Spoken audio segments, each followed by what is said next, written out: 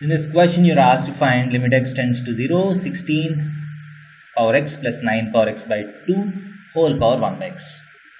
So if you do the direct substitution, so 16 power 0 is 1 plus 1, 2 by 2, you're getting 1 power infinity. So you're getting 1 power infinity form. So we have a shortcut formula. So this limit can be written as e power limit x tends to 0 fx minus 1 into g of x, that is 1 by x times 16 power x plus 9 power x by 2 minus 1. So f of x power g of x becomes g of x times fx minus 1 e to the power, that is equal to e power limit x tends to 0 1 by x times, so if you take the LCM, 16 power x plus 9 power x minus 2.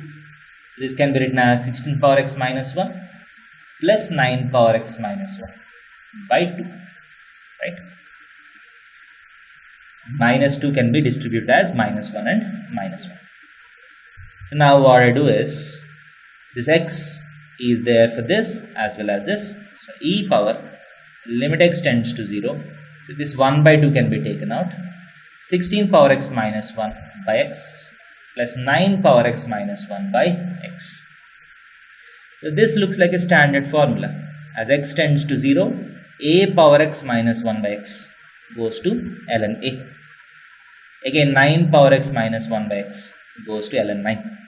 So that is equal to e power half of, this is ln 16 plus ln 9. That is equal to e power half times ln 16 into 9. 16 into 9.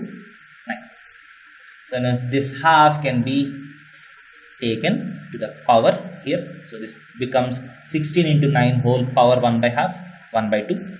That is equal to e power ln. 16 is 4 square, 9 is 3 square.